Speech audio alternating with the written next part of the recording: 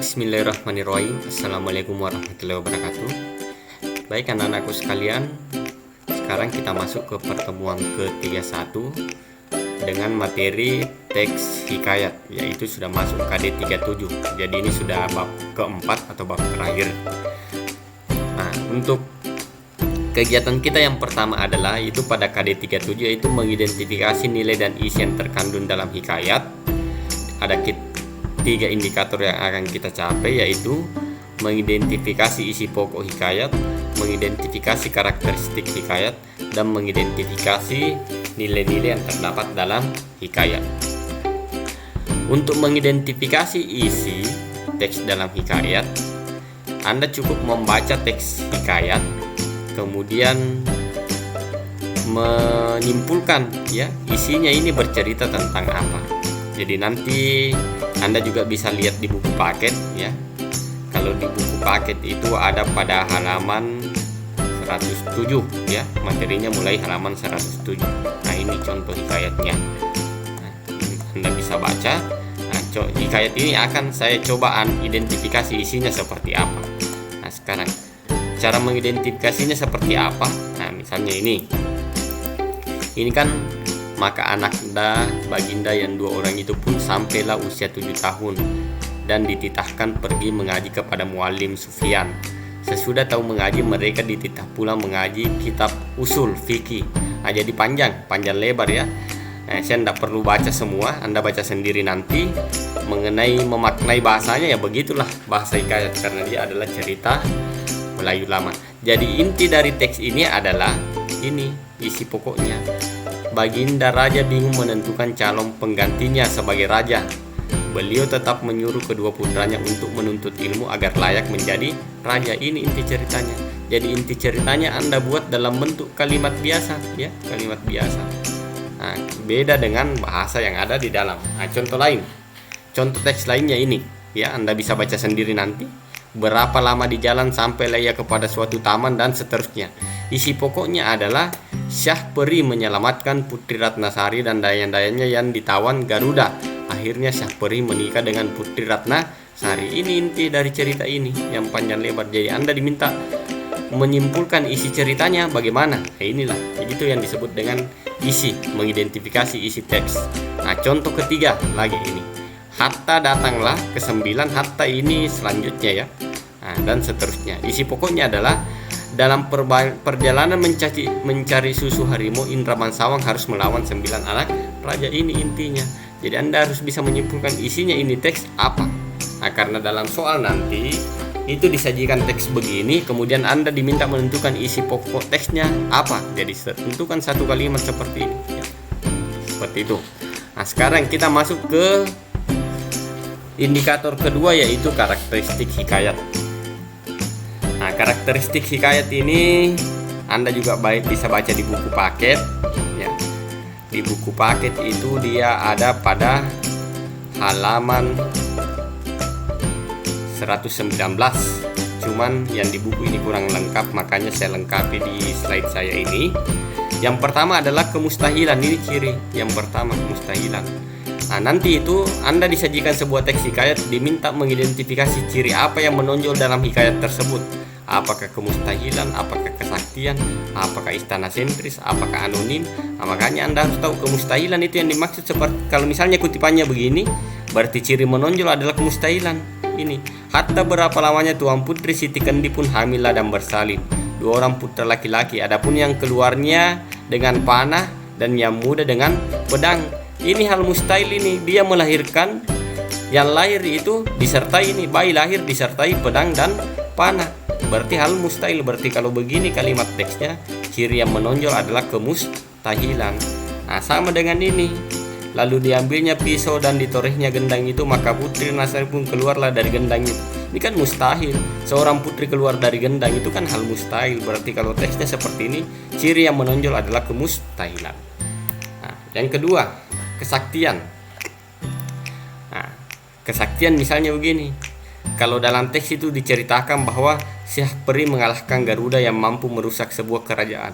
Ini kan kesaktian tokoh. Garuda ini mampu merusak sebuah kerajaan dikalahkan oleh seorang Syah Peri. Berarti ada kesaktian. Berarti kalau isi teksnya begini, berarti ciri yang menonjol adalah kesaktian, bukan lagi kemustahilannya, kesaktian kalau begini. Raksasa memberi sarung, kesaktian untuk mengubah wujud, dan kuda hijau untuk mengalahkan buraksa. Ini kesaktian sudah disebutkan di sini, memberi sarung kesaktian berarti ada ciri kesaktian. Indra bangsawan mengalahkan buraksa berarti sakti, ini indra bangsawan berarti ciri yang menonjol adalah kesaktian. Inilah contoh kesaktian ya yang ada dalam hikayat Indra bangsawan. Hikayat ini ada di dalam buku paket, Anda bisa baca nanti. Berikut ciri yang ketiga adalah istana sentris. Yang disebut istana sentris adalah bertema atau berlatar kerajaan ya. Nah, dalam hikayat Indra bangsawan dapat dibuktikan dengan tokoh yang diceritakan adalah raja dan anak raja, yaitu Raja Indra Bungsu, putranya Saperi, dan Indra bangsawan, putri Ratnasari. Jadi kalau ceritanya itu ada raja, ada putri, ada putra raja, berarti ada ciri istana sentris dalam teks hikayat tersebut itu saja. Jadi istana sentris ini bercerita seputar kerajaan. Anonim artinya ya tidak diketahui secara berjelas nama pencerita atau pengarang. Jadi hikayat itu karakteristiknya anonim, tidak ditahu siapa pengarangnya. Jadi pada umumnya itu hikayat kita tidak tahu nama pengarangnya siapa ya. Nah, jadi kalau dalam teks dikatakan bahwa cerita ini tidak jelas pengarangnya, berarti dia karakter anonim. Berikut menggunakan bahasa Melayu klasik. Nah, ini kalau banyak menggunakan kata-kata seperti ini, berarti ciri yang menonjol adalah menggunakan bahasa Melayu klasik atau bahasa klise. Nah, ini tadi hatta itu bukan nama orang, tapi dia bermakna artinya lalu atau kemudian. Nah, kalakian ketiga itu sebermula pertama. Jadi Anda harus paham dulu ini kata-kata Melayu klasik ini, karena ini banyak dalam teks hikayat, sehingga kalau Anda membaca bisa memaknai bahwa oh ini yang dimaksud. Hatta itu artinya lalu atau kemudian, seperti itu ya. Jadi kalau banyak kata-kata begini, berarti ciri yang menonjol adalah menggunakan bahasa Melayu klasik. Berikut yang keenam, tokoh manusia, binatang atau tumbuhan. Dalam teks hikayat, tokoh yang ditampilkan dapat berupa manusia, binatang atau tumbuhan. Jadi misalnya kalau di dalam hikayat tersebut menceritakan tentang tokoh binatang semua, berarti ciri yang menonjol adalah tokohnya adalah binatang. Seperti itu, ada juga hikayat seperti itu. Dan terakhir, mengandung pengaruh agama Islam dan Hindu, Buddha ya. Misalnya begini. Maka berapa lama dalam hal yang demikian datanglah seorang Arab Said yang bernama Habib Abdullah. Maka adalah yaitu aulia, maka sangat dipermulia orang dia dalam Malaka. Maka segala laki-laki pergilah berguru kepadanya hal-hal perkara ajaran Islam. Ceritanya ini tentang sebuah Ustadz Said ya. Nah, dia orang berguru kepadanya tentang ajaran Islam. Berarti hikayat ini ciri yang menonjol adalah mengandung pengaruh agama Islam ya, itu mengandung pengaruh agama Islam. Kalau yang Hindu Buddha yang bagaimana Pak? Misalnya itu kalau cerita hikayatnya banyak bercerita tentang kepercayaan animisme, dinamisme. Nah, itu berarti pengaruh Hindu Buddha itu kalau begitu. Kalau ini pengaruh agama Islam. Jadi itulah ketujuh ciri hikayat. Silahkan nanti Anda identifikasi hikayat yang disajikan itu ciri yang menonjol apa? Apakah kemustahilan, kesaktian, mengandung pengaruh agama Islam, dan lain-lain. Pilih nanti di opsi jawaban. Nah, sekarang yang terakhir adalah nilai-nilai hikayat. Nilai hikayat ada 5. Yang pertama nilai agama. Yang mana yang dimaksud? Misalnya hikayatnya berbunyi begini. Maka pada suatu hari ia pun menyuruh orang membaca doa kunut dan sedekah pada fakir miskin. Berarti yang ada adalah kalau begini teksnya, berarti nilai yang terkandung adalah nilai agama. Apa nilai agamanya? Karena ini ada membaca doa ya, itu ya, memohon kepada Tuhan dengan berdoa bersedekah, itu konsep nilainya. Nah, kalau yang ditanyakan ciri yang menonjol, teksnya begini, ciri yang menonjol apa? Ya tentu pengaruh agama Islam kalau begini, membaca doa kunut ya. Nah, itu. Kalau yang ditanyakan nilai, berarti nilai agama.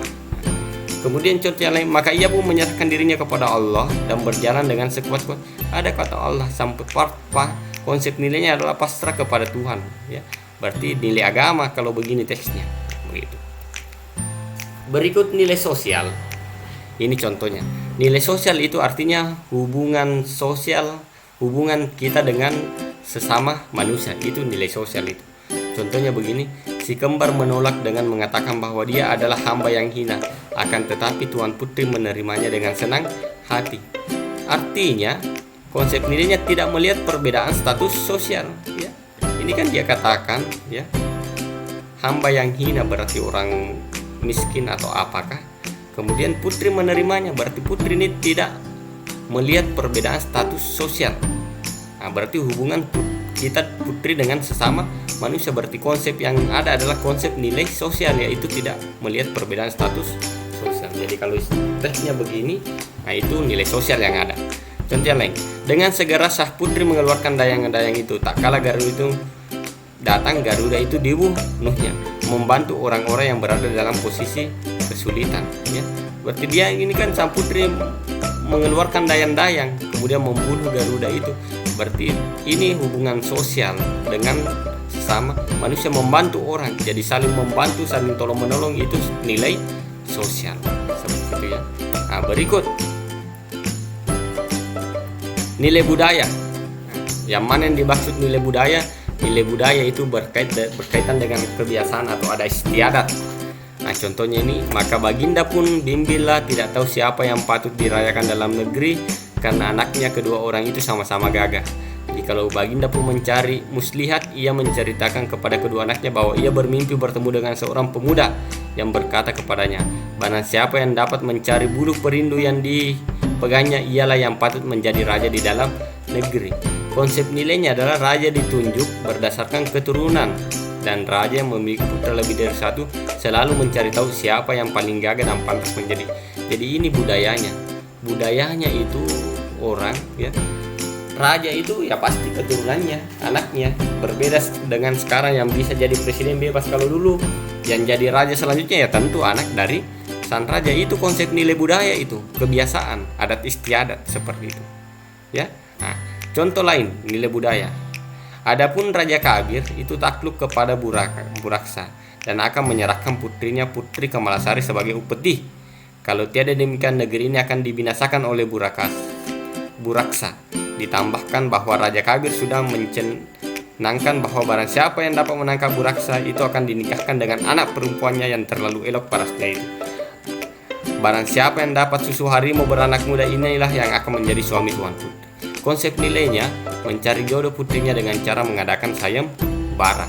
Nah, itu budaya. Jadi dulu itu untuk misalnya anak raja itu disayembarakan. Itu budaya, kebiasaan. Jadi intinya budaya ini adalah kebiasaan. Berarti konsep nilai yang ada di sini adalah nilai budaya, ya, bukan nilai sosial, bukan nilai agama, tapi yang ada adalah nilai budaya.